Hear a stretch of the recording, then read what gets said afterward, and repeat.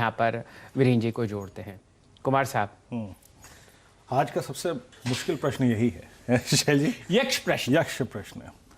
देखिए, last session की strength को शैल जी एग्जैक्टली 9:30 पे किसी ने स्पॉन्सर किया था, तो वो बैंक्स थे, सिर्फ बैंक्स थे। तो यकीनन जो ये 7,000 करोड़ रुपए की एफआईएस की सेलिंग के अगेंस्ट जो डीआईएस की 4,000 करोड़ रुपए की बाइंग है, वो केंद्रित थी बैंक्स पर शैल जी।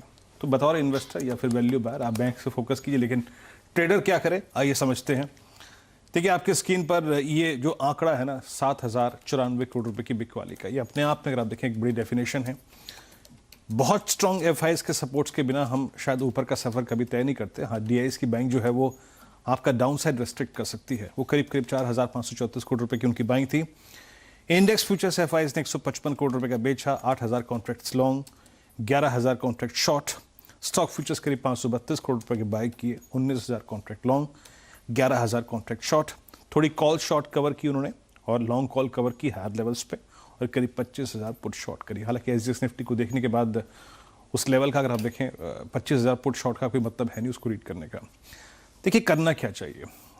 देखिए, लास्ट सेशन ट्यूसडे और आज थर्सडे की ओपनिंग और एसजीएक्स निफ्टी के स्तर के बीच में ज़मीन आसमान का फ़र्क है।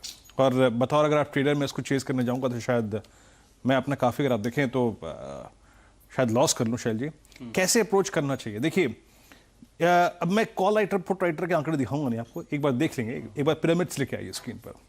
पिरामिड्स क्या कहते हैं। देखिए, पिरामिड्स आज का जो एसजीएक्स निफ्टी का लेवल है उस जोन से काफ़ी बाहर है, उसका इर्द गिर्द भी नहीं है।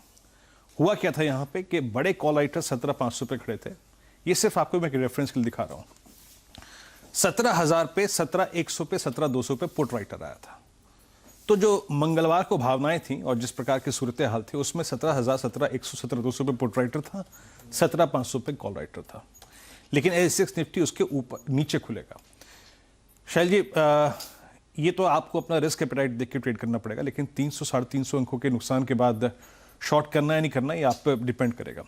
लेकिन एक चीज़ है शैल जी कि 17,000 के नीचे वीकनेस फिर बढ़ेगी। इट डिपेंड्स अपॉन यू कि आप शॉर्ट करते हैं या फिर आप पुट लेते हैं 16,800 की नेक्स्ट वीकली कॉन्ट्रैक्ट की या फिर मंथली कॉन्ट्रैक्ट की। लेकिन इन आंकड़ों के मुताबिक याद रखिएगा 17,010 और 16,980 के नीचे पेन है। फर्स्ट जोन कहां पर है वो है 16,810। और उसके बाद एक चीज याद रखिएगा, क्योंकि पुट राइटर नाम की चीज ही नहीं है बाजार में, ठीक है ना, तो आपको लेवल्स निकालने हैं, सिर्फ टेक्निकल लेवल्स। एक अनफिनिश्ड बिजनेस जो है निफ्टी का वो नजर आता है शैल जी, वो है 16,600, that is 200 day exponential moving average. और वही हमारा याद रखिएगा 20 दिसंबर का लो भी था, एग्जैक्टली वही ट्रैजेक्टरी थी।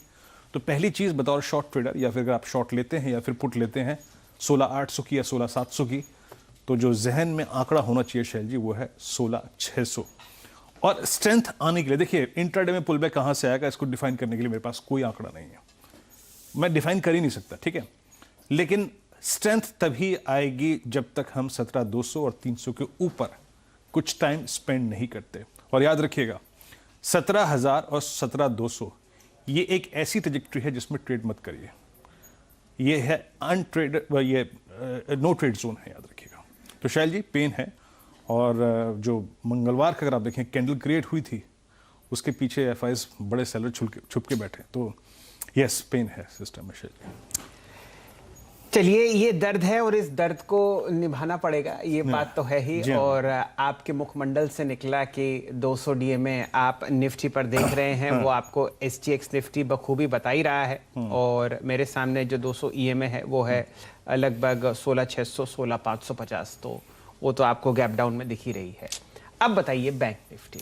वीरेंद्र जी, हम लोगों ने बहुत ही बढ़िया रैली देखी 2% की मंगल को।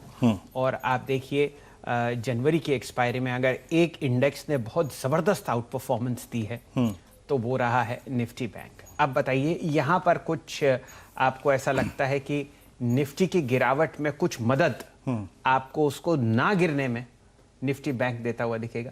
जी देखिए शैल जी, इसमें कोई जरा नहीं, मैं अभी भी अपनी उस मंगलवार वाली बात पे कायम हूँ कि ये बेमन से पार्टिसिपेट कर रहे थे। अगर आप देखें इस डाउनफॉल में, आप एक्सिस बैंक के शैल जी वॉल्यूम देखिए मंगलवार के, आप आईसीआईसीआई बैंक की प्राइस परफॉर्मेंस देखिए, आप एसबीआई को देखिए, और एचडीएफसी बैंक और कोटक का अगर आप देखें जो 200 DMA के आसपास बिहेवियर है, वो इंडिकेट करता है कि यहाँ पे थोड़ी बहुत वैल्यू बाइंग आ रही है।